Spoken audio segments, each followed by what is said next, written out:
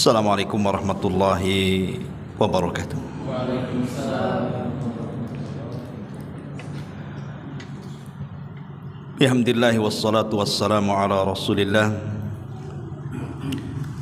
wa ala alihi wa sahbihi wa mawalah wa la hawla wa la quwata illa billahi wa ba'du.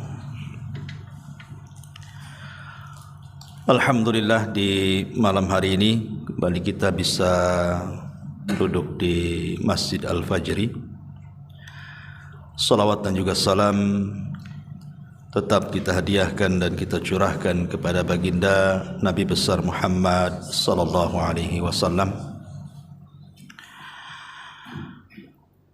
Ma'asyiral muslimin yang dimuliakan Allah Subhanahu wa taala, bahasan di malam hari ini mungkin kita akan membahas tema ringan seputar bahaya daripada istidraj. Apa istidraj? Nanti kita jelaskan. Ma'asyiral muslimin wal muslimat rahimani wa rahimakumullah. Salah satu dari ketentuan hukum Allah atau sunnatullah yang berlaku kepada hamba-hambanya, yang tidak mungkin ada perubahan, di mana Allah Subhanahu wa taala telah memerintahkan hamba-hambanya agar mentaatinya dan melaksanakan seluruh perintahnya. Bahkan Allah Subhanahu wa taala sampai mentahdzir, memperingatkan kepada siapapun dari hamba-hambanya yang bermaksiat akan perintahnya, diancam dengan hukuman.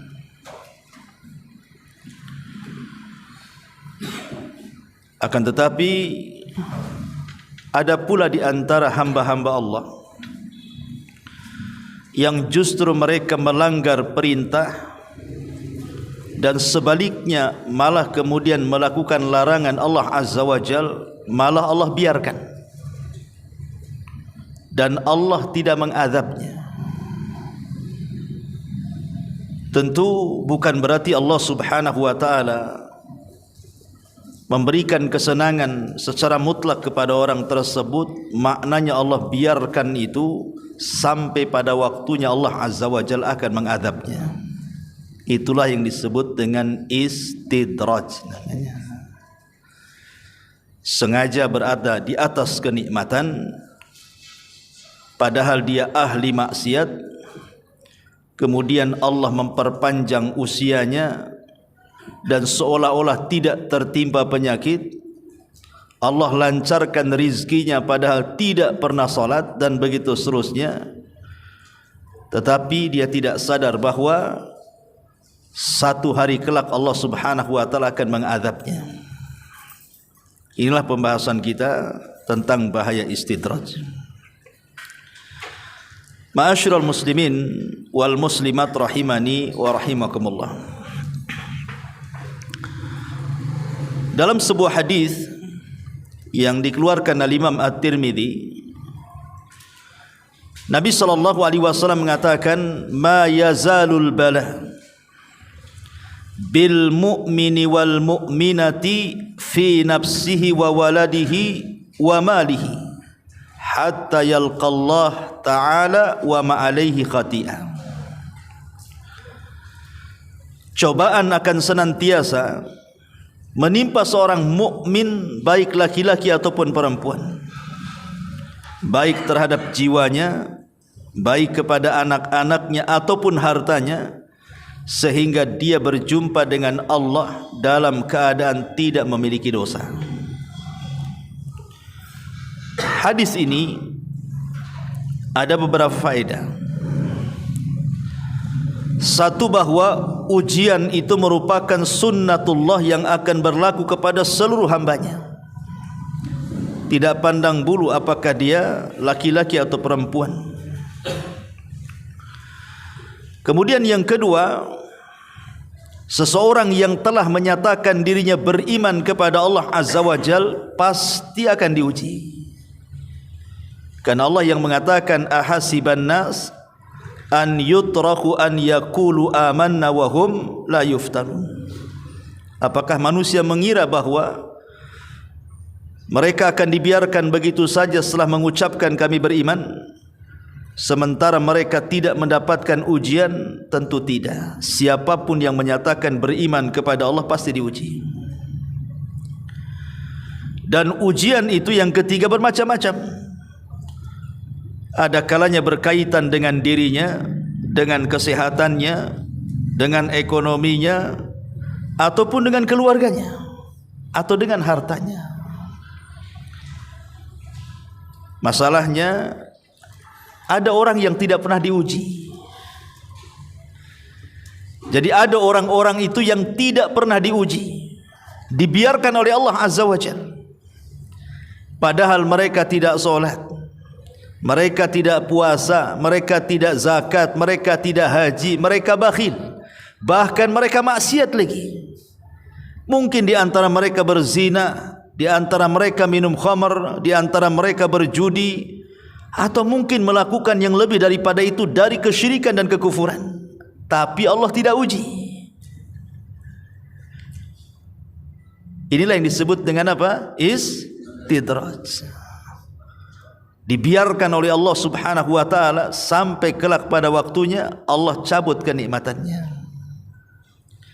Yang ingin saya katakan, kalau seandainya kita diberikan oleh Allah Azza wa Jalla kesehatan, padahal kita tidak pernah beribadah, atau Allah Subhanahu wa taala berikan kita kesenangan, harta melimpah, rizki mudah dicari, padahal kita tidak pernah solat, ataupun Allah memberikan kekayaan padahal kita bakhil, hati-hati. Orang yang seperti ini Allah cabut rahmatnya. Orang seperti ini sudah dicabut rahmatnya oleh Allah Azza wa Jalla. Karena ada sebuah hadis Nabi sallallahu alaihi wasallam mengatakan, "Idza ra'aitallaha yu'til abna binad dunya ala ma'asihi ala ma yuhibbuhu fa innama huwa istidrajun." Apabila engkau melihat Allah memberikan kepada seorang hamba berupa nikmat dunia yang disukainya, padahal dia suka maksiat, maka itu hanyalah istidraj saja. Kemudian Nabi membacakan surah Al-An'am ayat 44 sampai 45. Falamma nasu ma dzukkiru bihi fatahna alaihim abwaba kulli syai'in hatta idza farihu bima utu akhadnahum baghtatan fa idza hum mublisun. Maka ketika mereka melupakan peringatan yang telah diberikan kepada mereka, kami pun membukakan semua pintu kesenangan untuk mereka, sehingga ketika mereka bergembira dengan apa yang telah diberikan kepada mereka, kami siksa mereka secara tiba-tiba, maka ketika itu mereka terdiam putus asa. Lihat ayat ini. Kalau kita tidak pernah diuji oleh Allah Subhanahu wa taala, hati-hati. Jangan-jangan Allah sudah mencabut rahmatnya. Tetapi kalau Allah Subhanahu wa taala masih menguji kita, berbahagialah kita. Berarti Allah masih sayang dengan kita. Karena Nabi sallallahu alaihi wasallam mengatakan, "Innallaha idza ahabba 'abdan ibtalahu." Allah itu kalau senang dengan seorang hamba, pasti Allah uji itu. Tapi Allah kalau tidak senang dengan hamba, Allah biarkan. Tapi kenyataannya tidak demikian. Terkadang orang-orang yang diberikan ujian itu justru memandang kepada orang-orang yang tidak diuji, pengen pula seperti dia. Kan begitu ya? Enak kali ya orang itu ya, tidak sholat kok lancar-lancar jaya itu rezekinya. Kan ada orang kayak gitu kan. Saya sudah sholat jungkir balik ini kok seret kali. Orang itu kok bentang-bentang tikar, saya kok gulung-gulung tikar aja. Kan itu ya. Aneh. Padahal paradigma pemikiran seorang mukmin itu kalau diuji harus bersyukur tuh. Berarti masih ada tanda Allah sayang dengan kita. Tapi kalau tidak diuji ini bahaya. Jangan-jangan istidraj ini. Saya kok enggak sholat tapi kok lancar-lancar aja nih rezekinya. Ada apa ini? Harusnya begitu. Ya. Saya tidak pernah zakat tapi kok keuntungannya banyak terus nih. Justru yang seperti inilah yang kemudian harus ditakutkan seorang mukmin. Dikhawatirkan itu adalah istidraj. Karena Allah yang mengatakan wala yahsabanna alladzina kafaru innama numli lahum khairun li anfusihim innama numli lahum liyazdadu itsman walahum adzabun muhin. Dan janganlah sekali-kali orang-orang kafir menyangka bahwa pemberian tangguhan kepada mereka itu lebih baik bagi mereka. Sesungguhnya kami memberi tangguhan kepada mereka hanyalah supaya bertambah dosa mereka dan bagi mereka azab yang menghinakan. Lihat, Allah Subhanahu wa taala ingin menjelaskan kepada kita bahwa banyaknya kenikmatan di atas maksiat itu bukan tanda kebaikan. Sebaliknya, kalau seseorang kemudian senantiasa di atas musibah dan terus diberikan musibah, itu bukan tanda Allah benci dengan kita. Karena Allah Subhanahu wa taala mengatakan ayahsabuna annama numidduhum bihi min malin wa banin nusari'u lahum fil khairati bal la yash'urun. Apakah mereka mengira bahwa kami memberikan harta dan anak-anak kepada mereka itu berarti bahwa kami segerakan kepada mereka kebaikan-kebaikan mereka? Tidak, kata Allah, tetapi mereka tidak menyadarinya.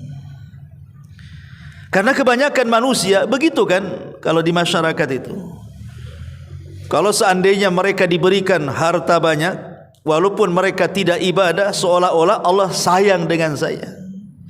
Karena saya pengalaman ngobrol dengan salah satu orang tua. Udah tua ibu itu, sudah 60-an usianya, gak sholat. Dengan bangganya dia mengatakan, ngomong sama saya, nak, katanya, saya ini nampaknya dicintai Allah, katanya. Kenapa, Bu? Katanya. Ibu ini ngomong, dulu saya punya suami. Suami saya pembisnis tembakau. Akhirnya kemudian kaya raya sampai beli toko, beberapa pintu dan rumah. Allah takdirkan meninggal. Akhirnya warisannya jatuh ke saya, katanya. Kemudian saya menikah lagi dengan orang kapal. Orang kapal itu jarang pulang badannya, tapi uangnya pulang terus, katanya. Bayangkan ya, dikirim terus. Pulangnya mungkin setahun berapa kali saja, tapi uangnya tiap bulan. Penuhlah rekening saya, katanya. Allah takdirkan meninggal juga. Kemudian Allah takdirkan nih sudah agak tua, dapat pula saya jodoh seorang pensiunan yang bekerja di pengadilan. Akhirnya kemudian meninggal juga dia. Uang pensiunannya saya ambil, katanya. Kok saya punya suami enak kali, katanya. Nggak sholat ibu ini. Lihat, dia merasa memang Allah sayang dengan saya. Itulah orang awam tuh kayak gitu tuh. Ya. Seolah-olah itu adalah sayangnya Allah kepada dia. Karena sepanjang hidupnya itu pikiran dia seolah-olah yang menyenangkan hidupnya itu hanya harta dan harta saja. Dia tidak sadar kalau itu istidraj itu. Dia tidak sadar. Boleh jadi istidraj itu Allah sengaja sampai dia betul-betul puas, bertambah dosanya. Ketika itu dia merasakan bagaimana Allah mengadabnya saat sakaratul maut itu. Kadang-kadang dia bisa berhari-hari koma, dibuat Allah sakit luar biasa tuh. Itu di dunia tuh. Bagaimana di akhirat? Ya, jadi istidraj ini mengerikan. Baik, kita akan bentangkan sedikit soal istidraj ini. Secara bahasa, istidraj itu apa? Istidraj itu diambil dari kata daraja. Dan daraja itu berarti naik dari satu tangga ke tangga berikutnya. Ya, jadi daraja itu tangga bahasa kitanya. Kalau antum naik ke tangga kan ada bordesnya terus naik ke atas tuh. Itu disebut daraj namanya. Jadi naik dari satu tingkat ke tingkatan berikutnya dalam bahasa Arab disebut daraj. Adapun secara istilah istidraj itu sebagian ulama mengatakan jadi Allah Subhanahu wa taala sengaja memenuhi kebutuhan seorang hamba dari waktu ke waktu hingga penghujung usianya untuk diganti dengan bencana dan siksa dari Allah Azza wa Jalla. Jadi sengaja apapun yang diinginkannya Allah kasih. Dia ingin rumah Allah kasih, ingin kendaraan Allah kasih, bisnisnya lancar jaya Allah kasih. Terus sampai akhirnya di masa tuanya disitulah Allah kirimkan bencananya saat kematiannya. Boleh jadi Allah wafatkan su'ul khatimah, naudzubillah. Ataupun sebagian ulama mengatakan yang dimaksud istidraj adalah Allah Ta'ala memberikan kepada hamba apa saja yang diinginkan di dunia untuk menambah penyimpangannya, kesesatannya, kebodohannya dan pembangkangannya kepada Allah sehingga setiap hari semakin jauh dari Allah Subhanahu wa taala. Itulah makna daripada surah Al-A'raf ayat 182, walladzina kadzdzabu biayatina sanastadrijuhum min haitsu la ya'lamun. Dan orang-orang yang mendustakan ayat-ayat kami, nanti kami akan menarik mereka dengan berangsur-angsur kepada kebinasaan. Maksudnya istidraj, dengan cara yang mereka tidak mengetahuinya. Allah sengaja biarkan itu sampai pada waktunya Allah Subhanahu wa taala akan azab mereka. Pertanyaannya, lalu apa hikmahnya? Kenapa Allah Subhanahu wa taala melakukan istidraj ini kepada hamba-hambanya? Kenapa Allah biarkan orang maksiat malah Allah kasih kenikmatan? Kenapa Allah biarkan itu? Apa hikmah di balik Allah membiarkan orang-orang seperti ini justru diberikan oleh Allah Azza wa Jalla di atas kenikmatan? Ulama mengatakan yang pertama, Allah sengaja membiarkan orang-orang seperti itu untuk memberikan waktu mau bertobat atau tidak. Sengaja tuh. Kadang-kadang dia bermaksiat terus kepada Allah, tetapi rizkinya lancar terus untuk kemaksiatannya itu. Terkadang badannya sehat terus padahal tidak pernah ibadah kepada Allah Azza wa Jalla, tidak ada penyakit sikit pun gitu kan, sehat aja badannya. Sengaja Allah biarkan seperti itu, maksudnya Allah memberikan tenggang waktu. Mau tobat tidak? Ya. Ma'asyiral muslimin yang dimuliakan Allah Azza wa Jalla. Yang kedua, di antara hikmahnya, sengaja Allah Subhanahu wa taala menambahkan dosa yang berlipat ganda. Sebagaimana Allah Subhanahu wa taala katakan tadi dalam surah Al-Imran ayat 178 kan. Wala yahsabanna alladhina kafaru annama numli lahum khairun li anfusihim innama numli lahum liyazdadu itsman wa lahum adzabun muhin. Janganlah sekali-kali orang-orang itu menyangka bahwa pemberian tangguhan kami kepada mereka adalah lebih baik bagi mereka. Sesungguhnya kami memberi tangguhan kepada mereka hanyalah supaya bertambah-tambah dosa mereka, dan bagi mereka azab yang menghinakan yang sudah ditunggu oleh mereka. Dan ini juga saya tadi sudah katakan, hati-hati itu. Kalau kita tidak pernah diuji kok di atas kenikmatan padahal di atas maksiat, jangan-jangan Allah sengaja menumpuk-numpuk dosa kita tuh. Makanya hati-hati kalau seandainya orang yang ahli maksiat di atas kenikmatan, jangan-jangan Allah sedang menumpuk-numpukan dosa kita. Dan kalau itu terjadi tinggal tunggu azab kehinaannya. Atau yang ketiga, sengaja Allah Subhanahu wa taala menambahkan kesesatan kepada mereka. Sebagaimana Allah mengatakan dalam surah Shaf, Allah mengatakan wa idz qala Musa liqaumihi, Wa idh qala Musa liqaumi, As-Saff, dalam surat As-Saff ayat 5. Ya qaumi lima tu'dhunani wa qad ta'lamuna anni Rasulullah ilaikum falamma zagu azagallahu qulubuhum falamma zagu azagallahu qulubahum wallahu la yahdil qaumal fasikin. Dan ingatlah ketika Musa berkata kepada kaumnya, hei kaumku, mengapa kamu menyakitiku sedangkan kamu mengetahui bahawa sesungguhnya aku adalah utusan Allah kepada kalian. Maka tatkala mereka berpaling dari kebenaran, Allah memalingkan hati mereka dan Allah tidak memberikan petunjuk kepada orang-orang fasik. Maknanya Allah itu akan mengikuti selera kita. Kalau kita berpaling, Allah palingkan sekalian. Kalau kita mencari hidayah, Allah kasih petunjuk tu.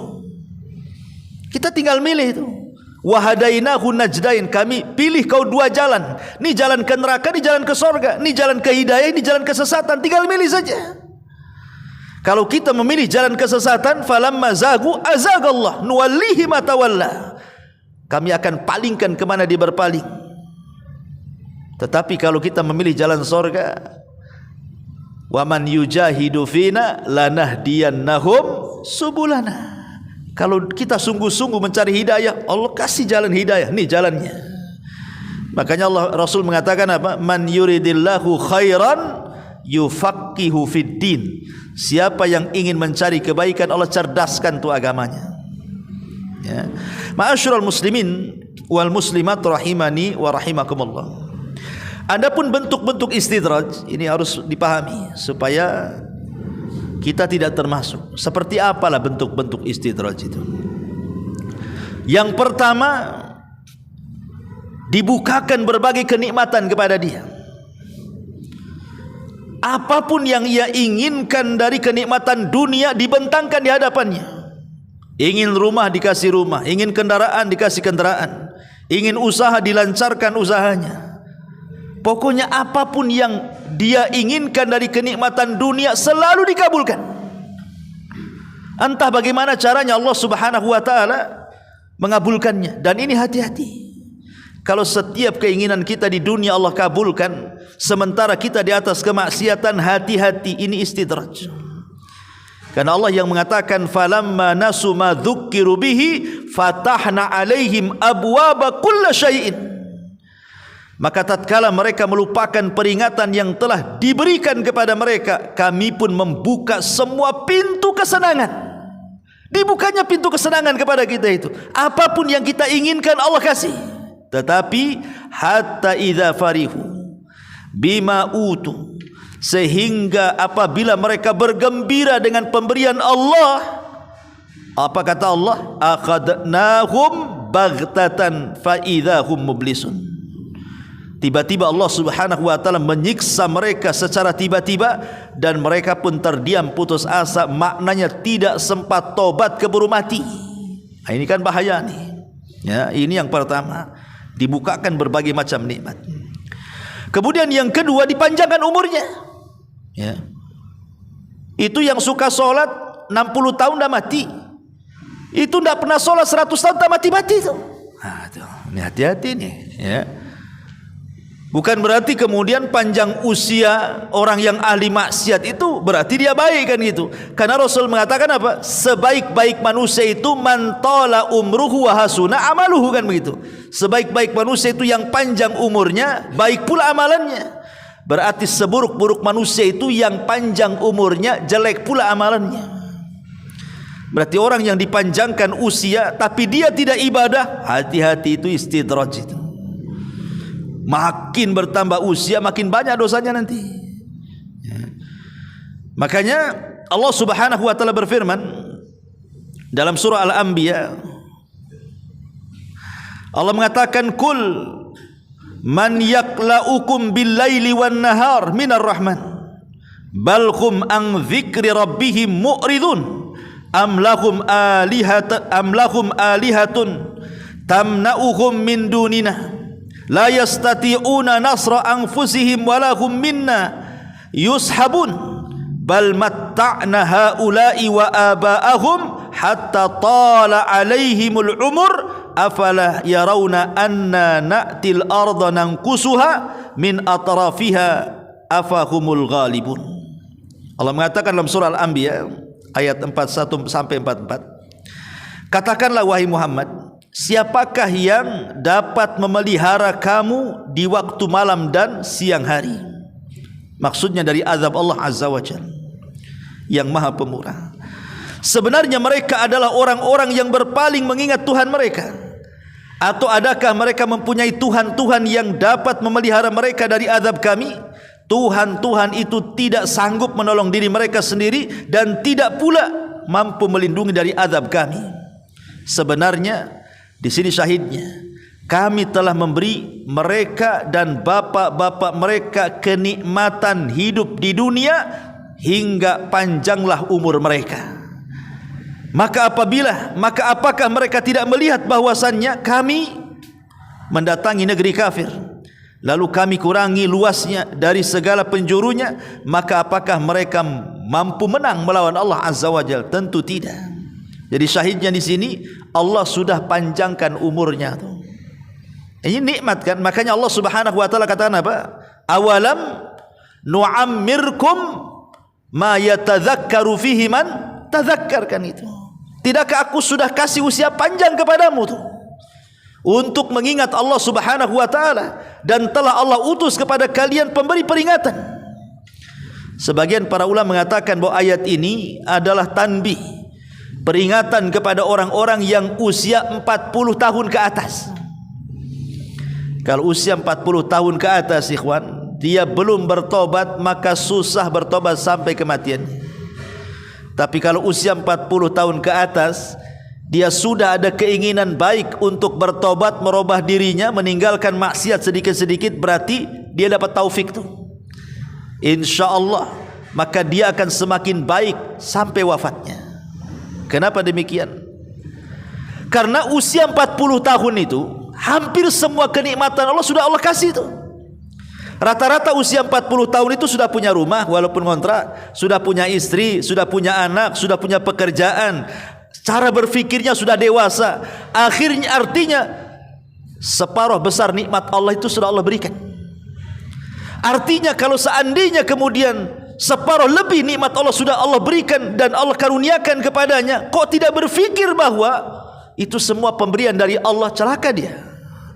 Makanya usia-usia 40 tahun itu menentukan baik buruknya ketika di masa tuanya. Hati-hati ya.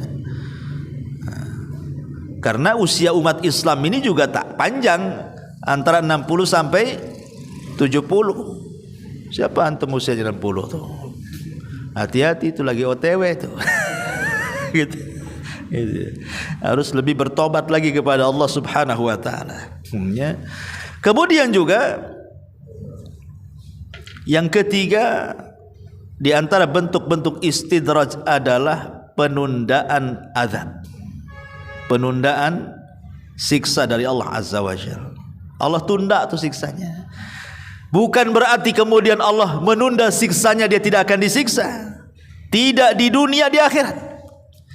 Makanya kalau kita melihat tentang surah Al-Buruj, tentang kisah Ashabul Uhdud yang membakar 20.000 orang-orang yang beriman dalam parit api itu, kan tidak dijelaskan bahwa orang-orang yang membakar itu mereka mendapatkan azab di dunia, kan? Hanya dikisahkan mereka membakar orang-orang yang beriman karena mereka mengatakan Rabb kami Allah. Kemudian mereka membakar hidup-hidup orang-orang itu. Tapi Allah tidak menjelaskan siksaan mereka di dunia setelah mereka mengazab orang-orang dengan cara membakar di atas api, kan? Bukan berarti ketika Allah tidak menjelaskan bahwa mereka tidak disiksa di dunia, mereka kemudian melenggang sampai akhirat. Tidak. Di akhirat Allah sudah tunggu dengan azab yang lebih pedih. Tidak di dunia, di akhirat. Dan kita harus yakin ini yang diingkari orang-orang kafir jahiliyah, bahwa tidak ada kehidupan setelah kematian, tidak ada kebangkitan. Kalau itu cara berfikirnya, berarti rugi sekalilah orang-orang yang mereka merasa dizalimi di dunia. Tidak ada keadilan, yang diambil hartanya, yang dizalimi kehormatannya, yang dibunuh jiwanya. Kalau memang tidak ada balasan setelah kematian, berarti mereka selamanya tidak akan mendapatkan keadilan. Tetapi Allah Subhanahu wa taala zat yang maha adil dan memberikan keadilan sepuasnya kepada hamba-hambanya, dan Allah tidak suka dengan kezaliman. Ketika Allah tidak mengazab mereka di dunia, maka Allah akan tegakkan keadilannya di akhirat, dan tidak ada yang mampu melawan Allah Azza wa Jalla. Ya. Ma'asyiral muslimin wal muslimat rahimani wa rahimakumullah. Itulah rangkuman secara global bentuk istidraj ini. Dibukakan berbagai macam nikmat, dipanjangkan umurnya, atau ditunda siksanya, atau mungkin dengan contoh yang lebih mudah lagi. Ya, istidraj ini pertama, nikmat dunia yang semakin bertambah, namun keimanan semakin menurun. Ya. Jadi Allah kasih tu nikmat dunia, semakin hari semakin kaya dia, semakin hari semakin tinggilah jabatan dia, tetapi iman semakin turun. Ya. Ini istidraj namanya. Yang kedua, mendapat kemudahan hidup meski terus-menerus bermaksiat tuh. Kayaknya hidupnya senang, tenang, kayaknya nggak ada masalah apa-apa, padahal maksiatnya hari-hari, tidak ada masalah apa-apa. Nah, ini hati-hati, ini istidraj ini. Atau rizki yang selalu bertambah, usahanya itu maju terus, buka ini maju tak pernah rugi, buka usaha lain maju tak pernah rugi, apapun dia buka selalu untung, padahal dia lalai dalam beribadah kepada Allah Azza wa Jalla. Ya, hati-hati kalau buka usaha lancar pada lalai beribadah. Nah, ini istidraj ini. Ya. Atau boleh jadi dia semakin kaya padahal kikir. Atau boleh jadi sehat tidak pernah sakit padahal dia sombong. Jadi intinya bahwa kata para ulama, khif min wujudi ihsanihi ilaika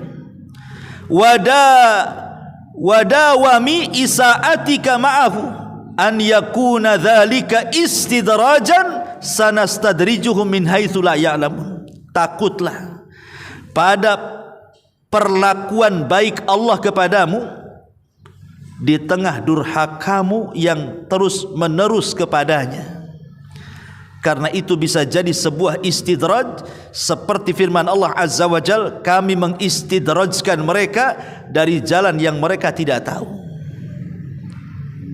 Di sini nasihat para ulama, takutlah pada perlakuan baik Allah kepadamu, khif min wujudi ihsanihi ilaika.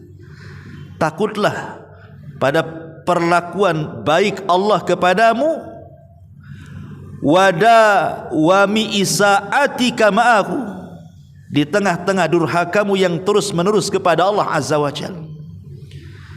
Jadi kita durhaka kepada Allah terus, tapi Allah berbuat baik terus sama kita. Nah, ini hati-hati.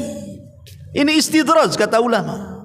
Seperti Allah Subhanahu wa taala katakan, sanastadrijuhum min haitsu la ya'lamun. Makanya Umar bin Al-Khattab radhiyallahu anhu disebutkan oleh Imam Syafi'i dalam kitab Al-Um, dia senantiasa berdoa kepada Allah Subhanahu wa taala, Allahumma inni a'udzubika minal mustadraj. Ya Allah, aku berlindung kepadamu dari orang-orang yang ditarik dengan berangsur-angsur ke arah kebinasaan.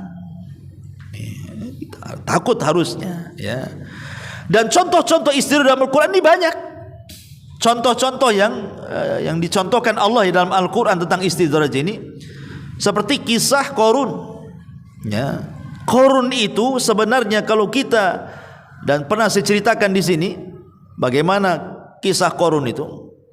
Qarun ini adalah salah satu percontohan bagaimana Qarun ini diberikan kekayaan luar biasa sampai melupakan dirinya. Ada yang mengatakan Qarun ini munawwar, artinya bahwa dia itu sewaktu belum kaya orang yang dekat dengan Nabi Musa, dan orang yang paling indah bacaan Tauratnya. Jadi Bani Israel ini kalau ingin mendengarkan bacaan Taurat yang indah suka manggil Qarun. Mungkin kalau sekarang ini manggil qori-qori gitu ya. Datanglah kemudian baca Quran di rumahnya dengan suara yang melantun, melengking gitu ya. Qarun itu kalau baca Taurat indah sekali. diundang kemana-mana oleh Bani Israel untuk membaca Taurat karena keindahan suaranya. Itu waktu miskin tuh, ya. Tetapi ketika kemudian dia meminta kepada Nabi Musa supaya Allah Subhanahu wa taala membukakan kekayaan, kemudian Musa memberikan doa, akhirnya tersingkap Ismul Azam, nama Allah yang agung, dan Qarun pun menguasainya. Mulailah dibentangkan kepada Qarun kekayaan seluas-luasnya, sampai tidak ada manusia paling kaya sepanjang hidup manusia kecuali Qarun. Siapa di antara manusia yang paling kaya melebihi Qarun? Tidak ada. Setelah Qarun tidak ada. Makanya Qarun diabadikan namanya baik oleh orang-orang Yahudi, baik orang-orang Nasrani ataupun orang Islam. Diceritakan kisahnya. Semua ada kisahnya Qarun tuh, ya. Tapi orang kaya di zaman sekarang mati nggak pernah dikenang kan? Ya lewat begitu saja, nggak pernah dikenang. Sekaya apapun selain Qarun nggak pernah dikenang kematiannya. Tapi Qarun itu dikenang orangnya. Semua kenal Qarun itu. Sampai antum nemu dompet di jalan ini harta Qarun katanya. Padahal dompet orang itu. Dari mana dapat? Harta Qarun katanya. Ya. Ma'asyiral muslimin yang dimuliakan Allah Azza wa Jalla. Tapi lihat bagaimana Allah katakan dalam Quran, Inna Qaruna kana min qaumi Musa fabagha alaihim wa atainahu minal kunuz ma inna mafatihahu latanu bil usbati ulil quwwah. Sesungguhnya Qarun adalah termasuk kaum Musa, maka ia berlaku aniaya terhadap mereka, dan kami telah menganugerahkan kepadanya pembendaharaan harta yang kunci-kuncinya sungguh berat dipikul oleh sejumlah orang-orang kuat. Tuh kuncinya tuh, gimana gemboknya, gimana pintunya, gimana gudangnya, gitu maksudnya. Kuncinya. Kalau kita ini bawa kunci kecil, ya kan? Gemboknya seperti apa tuh? Kalau kuncinya saja dipanggul orang banyak tuh. Ma'asyiral muslimin yang dimuliakan Allah Azza wa Jalla. Kemudian Allah mengatakan, idz qala lahu qaumu la tafrah innallaha la yuhibbul farihin. Kemudian kaumnya yang beriman tentunya menasihati Qarun dan mengatakan, janganlah kamu terlalu bangga wahai Qarun. Sesungguhnya Allah tidak menyukai orang-orang yang terlalu membanggakan diri. Jadi Qarun itu sudah dinasihati, ya. Tetapi nasihat itu mental. Kemudian ketika Nabi Musa turun syariat zakat, Nabi Musa mengutus orang untuk mengambil zakatnya Qarun tuh.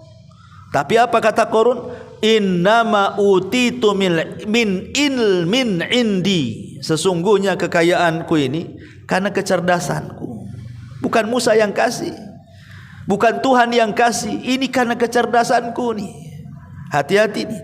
Bahasa Qarun ini selalu dipakai orang sekarang.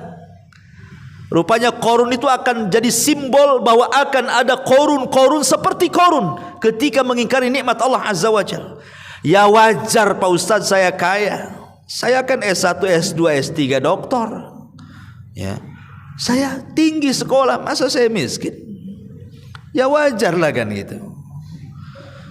Saya ini insinyur, saya ini pilot, saya ini dokter, saya ini macam-macam. Jadi seolah-olah kekayaan itu didapat dari kecerdasan dan dari titel dia. Dia salah. Banyak orang yang enggak sekolah juga kaya kok. Berarti menunjukkan bahwa kekayaan itu bukan hasil dia dapat, itu wasilah saja. Kekayaan itu datang dari Allah Azza wa Jalla. Lah Qarun ini merasa terlena dengan kekayaannya, sampai pada waktunya Allah Subhanahu wa taala katakan fa khasafna bihi wa bidarihil arda. Kami tenggelamkan si Qarun dan seluruh kekayaan dunianya ke dasar bumi. Itu istidraj namanya. Ya. Ma'asyiral muslimin yang dimuliakan Allah Azza wa Jalla. Yang kedua, kisah Firaun dan para tokoh-tokoh pembantunya seperti Haman dan yang semacamnya. Disebutkan di dalam surah Yunus ayat 88. Wa qala Musa Rabbana innaka ataita fir'auna wa mala'ahu zinatan wa amwalan fil hayatid dunya. Rabbana liyudhillu an sabilik. Rabbana tmish ala amwalihim washdud ala qulubihim fala yu'minu hatta yarawul adzabal alim. Musa berkata, "Ya Tuhan kami, sesungguhnya Engkau telah memberi kepada Fir'aun dan pemuka-pemuka kaumnya perhiasan yang banyak, harta kekayaan yang melimpah dalam kehidupan dunia. Ya Tuhan kami, akibatnya mereka menyesatkan manusia dari jalan Engkau. Ya Tuhan kami, binasakanlah harta benda mereka dan kunci matilah hati mereka, maka mereka tidak beriman hingga mereka melihat siksa yang pedih dari Allah Subhanahu wa taala." Lihat Musa menggambarkan Fir'aun dan bala tentaranya kan. Karena Allah Subhanahu wa taala memberikan harta kekayaan, perhiasan yang melimpah, akhirnya mereka pun menyesatkan manusia. Allah biarkan. Tetapi lihat kesudahannya, Allah mengatakan fa'aghraqnahum wa junudahu. Kami tenggelamkan si Fir'aun dan seluruh bala tentaranya kan. Lihat akhirnya. Fasiru fil ardi fangduru kaifa kana akibatul mukadzibin. Hendaklah kalian berjalan ke bumi, lihatlah bagaimana akibat para pendusta itu. Ya. Ataupun Allah Subhanahu wa taala katakan dalam surah Maryam ayat 77 sampai 80, orang-orang kafir yang terlena dengan harta dan anak-anak, Allah mengatakan, "Afara'aital ladzina kafara biayatina wa qala la utayanna malan wa waladan attala al-ghaiba am ittakhadha indar rahmani ahda kalla sanaktubu ma yaqul wa namuddu lahu minal adzabi mudda wa namuddu lahu minal adzabi madda wa narithuhu ma yaqulu wa ya'tina farda." Maka apakah kamu telah melihat orang-orang kafir kepada ayat-ayat kami dan ia mengatakan pasti aku akan diberikan harta dan anak-anak? Adakah ia melihat yang gaib atau ia telah membuat perjanjian di sisi Tuhan yang Maha Pemurah? Sekali-kali tidak. Kami akan menulis apa yang ia katakan dan benar-benar kami akan memperpanjang azab untuknya dan kami akan mewarisi apa yang ia katakan dan ia akan datang kepada kami seorang diri. Ingat di zaman Nabi ada musuh Nabi itu namanya Al-Walid ibn Mughirah. Al-Walid ibnu Mughirah, ayahanda daripada Khalid ibn Walid. Anaknya luar biasa menjadi pedang Allah. Ya, pedang Allah. Tapi bapaknya musuh Nabi itu, bapaknya Khalid itu Al-Walid ibn Mughirah, orangnya kaya. Tidak ada orang kaya melebihi kekayaannya Al-Walid ibn Mughirah di zaman itu. Abu Jahal ni siapa? Ya, masih kaya, sudah kaya, seorang penyair. Dia hafal bukan syair-syair manusia, syair jin dia hafal dia. Al-Walid bin Mughirah tu. Ya. Pada awalnya dia tertarik dengan firman Allah Azza wa Jalla yang dibacakan Abu Bakar. Kemudian dia berjumpa dengan Rasul, dia mendengarkan Quran dan dia terlena dengan Quran. Hampir-hampir dia masuk Islam. Tapi dia pun kemudian takut jabatannya hilang, diancam Abu Jahal. Dia takut kalau tidak dihormati lagi oleh orang-orang Quraisy.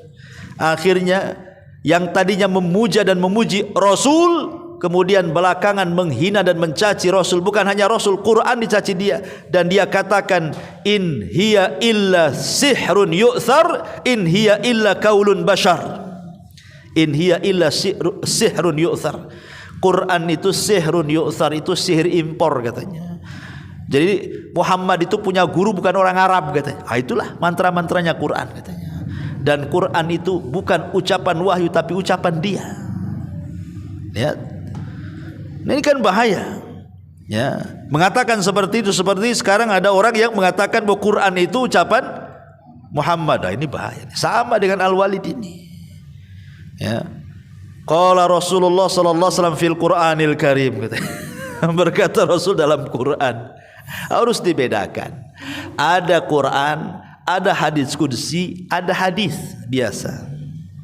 Kalau Al-Quran qala Allah, titik sampai di sini. Kalau hadis qudsi qala Rasulullah sallallahu alaihi wasallam qala Allah azza wa jalla, itu hadis qudsi namanya. Kalau hadis biasa qala Rasulullah sallallahu alaihi wasallam. Sudah dipetak-petak itu. Mana hadis qudsi, mana Quran. Ini tidak. Ya. Dia mengatakan bahwa Quran itu ucapan Nabi katanya. Maka ini mengatakan qala Rasulullah fil Qur'anil Karim. Mana ada ulama mengatakan seperti ini.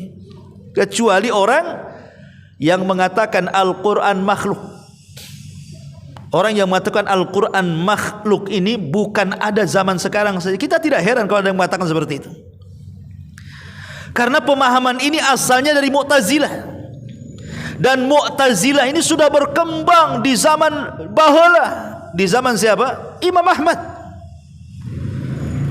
Ketika Khalifah kaum muslimin ketika itu dikuasai oleh Khalifah Ma'mun.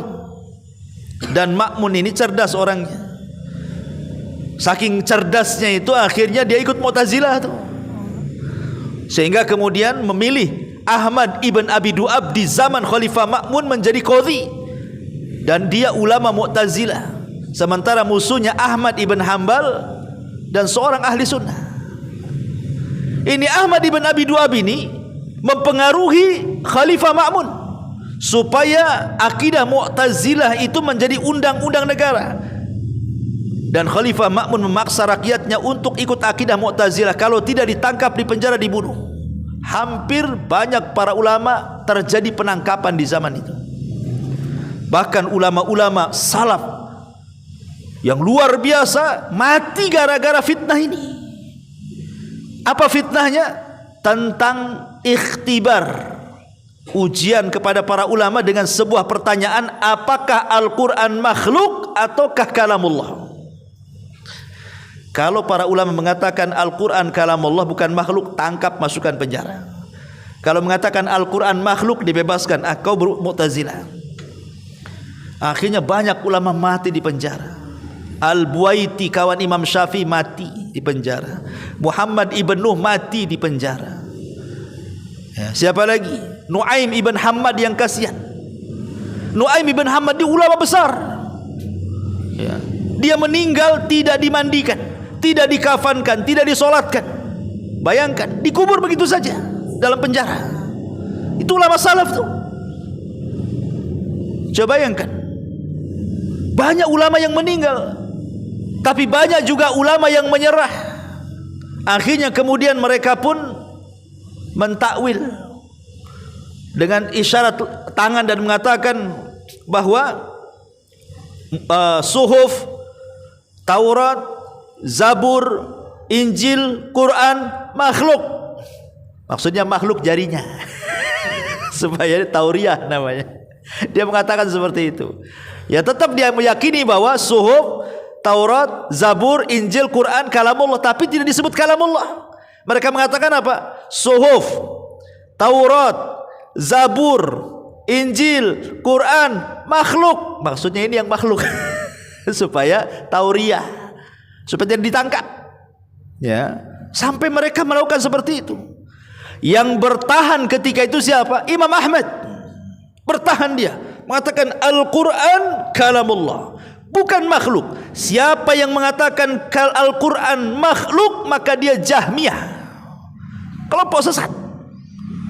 Ya, sampai disebutkan dalam kitabnya Ushul Sunnah itu. Maka Imam Ahmad disiksa sampai 3 kurun kekuasaan. Tapi subhanallah, Islam sudah ditolong oleh 2 manusia, Abu Bakar saat terjadi pemurtadan, dan oleh Imam Ahmad saat manusia dapat ujian tentang Al-Quran makhluk atau tidak. Jadi kalau seandainya di zaman sekarang ada yang mengatakan Al-Quran makhluk dengan mengatakan Quran itu ucapan Nabi, ini kita tidak heran, karena ini akidahnya Mu'tazilah, ya, yang sekarang diadopsi oleh orang-orang liberal. Hati-hati, ya. Sehingga mereka itu ya biasa saja dengan Quran. Mereka menganggap Quran itu hanya tulisan, kadang-kadang diletakkan, dibanting, diinjak, biasa saja. Kan itu makhluk. Tidak boleh diagungkan, mengagungkan makhluk syirik. Ya, kita katakan Al-Quran itu kalamullah. Quran itu kalamullah. Kalau sampai dihina, qul abillahi wa ayatihi wa rasulihi kuntum tastahziun. Apakah dengan Allah, ayat-ayatnya, dengan rasulnya kalian berani mengolok-olok? La ta'tadiru qad kafartum ba'da imanikum. Jangan cari alasan, kalian sudah kufur setelah keimanan kalian, kata Allah. Ya. Ma'asyiral muslimin yang dimuliakan Allah Subhanahu wa taala, kembali ya bahwa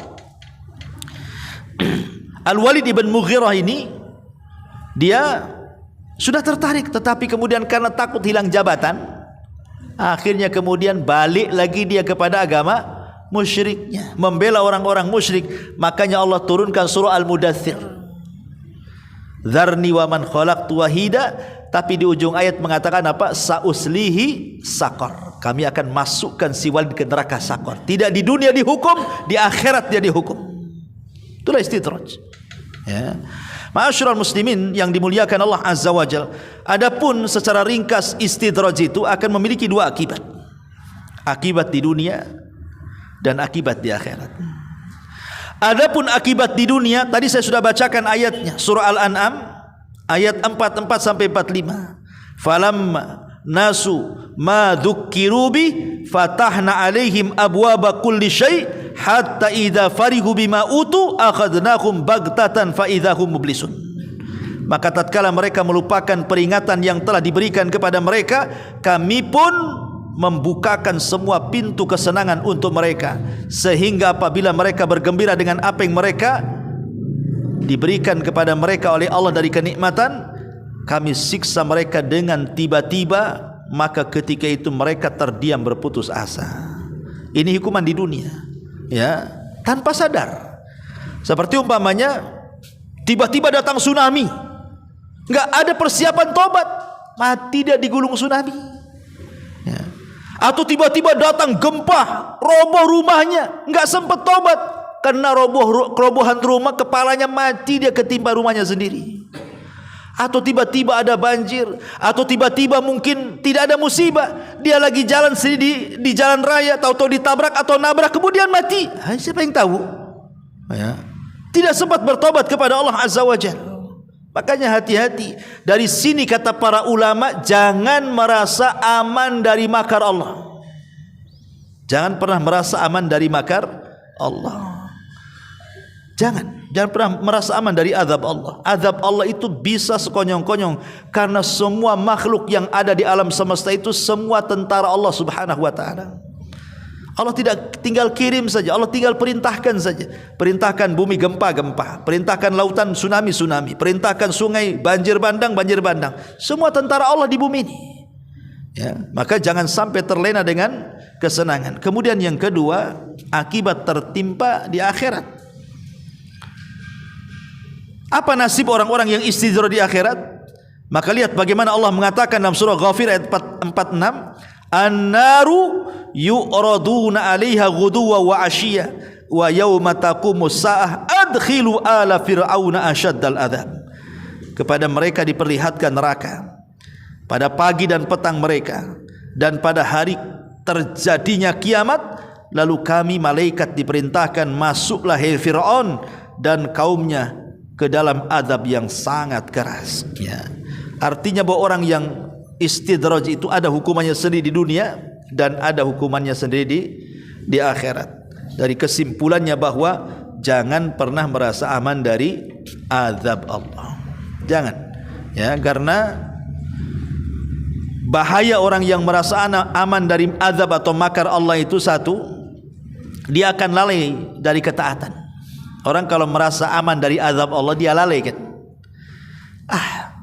Saya enggak sholat saja usaha saya lancar jaya kok. Saya enggak ada sholat saja, tak adalah penyakit-penyakit ada. Itu yang suka sholat asam urat terus tuh. Pokoknya kan gitu ya. Ya. Alhamdulillah lah. Kata Ustadz tuh kalau enggak zakat nanti kurang hartanya. Mana ada, saya buka ini buka itu lancar terus kok. Alhamdulillah. Ya katanya. Nah, ini kan merasa aman dari azab Allah namanya. Ini kalau sudah merasa aman dari azab Allah, akhirnya apa? Ghafilan anit ta'ah. Akhirnya dia lalai dari ketaatan kan? Karena merasa aman masalahnya. Ya. Ataupun merasa aman dari makar Allah itu, dia tidak menyadari bahwa kemahakuasaan Allah Azza wa Jalla. Dia merasa tidak diawasi oleh Allah Azza wa Jalla. Hilang muraqabahnya. Hilang muraqabah, seolah-olah dia tidak diawasi Allah itu hidupnya tuh. Padahal dia senantiasa 24 jam setiap hentakan detiknya itu diawasi Allah tuh. Orang yang merasa aman dari makar Allah merasa Allah tidak mengawasi dia. Seolah-olah kalau dia maksiat Allah tak tahu. Seolah-olah kalau dia melakukan penyimpangan itu Allah tak tahu. Padahal Allah tahu dia melakukan maksiat itu, tapi Allah biarkan sengaja sampai pada waktunya Allah azab. Ya, jadi memang Bahaya orang-orang yang merasa aman dari makar Allah, dan itu bagian daripada istidraj. Makanya begini ikhwan, untuk menutupi kajian saya, ingat bahwa kalau kita melihat sejarah sedikit saja tentang pengaruh sebuah dosa, iblis itu dosanya berapa kali? 1 kali. Jangan salah, iblis itu dosanya 1 kali aja. Apa dosanya iblis? Tidak mau sujud kepada Adam. Itu saja dosanya dia. Ketika Allah Subhanahu wa taala mengatakan, wa idz qala rabbuka lil malaikati isjudu li Adam fasajadu illa iblis. Dan ketika Rabbmu berkata kepada para malaikat, sujud kalian kepada Adam, semua malaikat sujud kecuali iblis. Berarti dosanya iblis cuma 1 kali. Tidak sujud 1 kali kepada Adam atas perintah Allah, dalam rangka sujud penghormatan, bukan sujud ibadah. Tapi lihat dampaknya, Allah laknat dia sampai kiamat dibangkitkan. Ya, Allah mengatakan, fakhruj minha fa innaka rajim. Keluar kau dari sorga, kau makhluk yang dilaknat. Makanya kita senantiasa bertawud, a'udzubillahi minasyaitonir rajim. Ku berlindung dari Allah, berlindung kepada dari setan yang terkutuk. Iblis terkutuk sejak tidak sujud kepada Adam 1 kali sampai kiamat dibangkitkan. Bayangkan, maksiat 1 kali dikutuknya sampai kiamat. Kita ini loh, berapa kali tidak sujud? Berapa kali kita tidak sujud? Kita lupa sholat. Mungkin ya sekarang alhamdulillah taubat lah kan. Dulu-dulu antum belum taubat tuh yang gak pernah sholat tuh, kehitung gak antum tuh gak sujud tuh. Alhamdulillah Allah kasih hidayah, kita sekarang takut tidak sholat kan. Tapi dulu waktu masa jahiliyahnya belum bertobat, kita biasa saja meninggalkan sholat kan. Artinya berapa banyak sujud yang kita tinggalkan itu, sujud kepada Allah tuh. Tapi pertanyaannya, kenapa kita tidak dilaknat seperti iblis dilaknat? Maka ini nikmat dari Allah, bersyukur. Jangan sampai kemudian ketika kita tidak sujud, kemudian tidak dilaknat seperti iblis, akhirnya kita tidak sujud terus. Ini bahaya nih. Berarti apa bedanya kamu dengan iblis itu? Makanya iblis itu kalau melihat orang sujud menangis dia dan mengatakan, dulu Allah perintahkan aku sujud, aku tak sujud. Hamba ini pula diperintahkan Allah sujud, sujud pula dia. Makanya iblis paling takut dengan sholat. Ya. Ma'asyiral muslimin yang dimuliakan Allah Azza wa Jalla. Contoh yang kedua, Adam alaihissalam. Dosanya berapa kali? 1 kali juga. Adam loh dosanya cuma 1 kali. Ketika Allah mengatakan, wala taqraba hadhihi syajarah fatakuna minadh dhalimin. Hei Adam, jangan kau dekat-dekat pohon ini. Kalau kau sampai mendekat, apalagi sampai memakan buahnya, kau zalim nanti. Akhirnya kemudian Adam pun terkena syahwat karena ada waswas dari setan. Didekatilah pohon itu. Kemudian dia tertarik karena ada waswas daripada iblis sebelumnya, kalau engkau makan buah itu maka engkau akan jadi malaikat atau minimalnya engkau akan jadi orang kekal di sorga.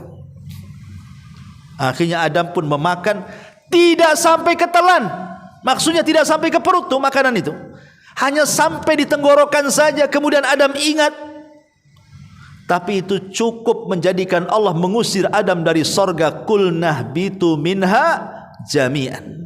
Keluar kau Adam dari sorga, masuk kau ke bumi. Dosa 1 kali, gara-gara 1 kali makan itu tidak sampai ke perut, menjadikan Adam diusir dari sorga. Kita ini loh memasukkan makanan haram, minuman haram itu entah berapa kali masuk ke perut kita ini. Coba. Tapi kita merasa bahwa kita akan menjadi penduduk sorga, ahli sorga. Masya Allah, Adam loh 1 kali salah dikeluarkan dari sorga, kita ribuan kali salah ingin pula masuk sorga. Dari mana pintunya? Ya, Ma'asyiral muslimin yang dimuliakan Allah Azza wa Jalla. Di zaman Nabi ada 3 orang tidak ikut perang Tabuk. Salah satunya adalah Ka'ab bin Malik. Karena ketika itu Ka'ab bin Malik ketinggalan pasukan Rasul sudah jauh. Ragu-ragu dia mau nyusul itu, takut gak kesusul. Akhirnya tak jadi berangkat jihad. Maknanya dia ingin berangkat tapi ragu-ragu. Kalau saya berangkat sendiri takut gak kesusul, jadi percuma saja saya jalan akhirnya. Akhirnya dia tidak mau, tidak jadi berangkat. Itu kesalahannya. Kemudian rekannya yang kedua, dia berada di kebun. Dia tidak tahu ada panggilan jihad. Akhirnya sibuk dengan kebunnya. Akhirnya ketika ini pasukan jihad sudah berangkat, pas dia pulang udah gak ada, akhirnya tak berangkat. Yang satu rindu dengan keluarganya, rindu dengan anak istrinya sehingga ragu-ragu untuk berangkat jihad. Ketika kemudian mereka tidak berangkat jihad, Allah turunkan surah At-Taubah, wa 'ala thalathatil ladzina khulifu. Ya, ingat 3 sahabat yang mereka tidak ikut jihad. Dihukum, turun ayat surah At-Taubah.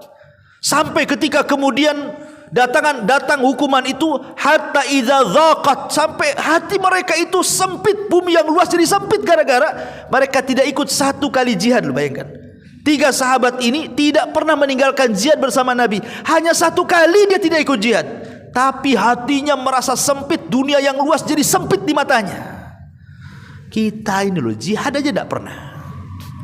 Suara mercon aja kita takut, mau perang pula. 1 kali jihad pun loh kita tidak pernah. Tapi kita tidak pernah merasa sempit. Dia bahagia aja maksiat itu. Bukan itu loh kan. Lah, hati-hati seorang mukmin itu, kata Rasul, melihat dosanya seperti dia duduk di bawah gunung yang mau meletus. Kira-kira lari atau tidak? Pasti lari. Itulah seorang mukmin kalau melihat dosa. Tapi orang fasik melihat dosa itu kayak lalat nempel di hidung, tepak. Nanti datang lagi, tepak, datang lagi. Artinya apa? Tobat besok lakukan lagi, tobat lagi besok lakukan lagi. Itulah seorang fasik itu. Tapi masih mending lah kalau dia masih bertobat kan. Walaupun bermaksiat lagi, tapi bertobat lagi.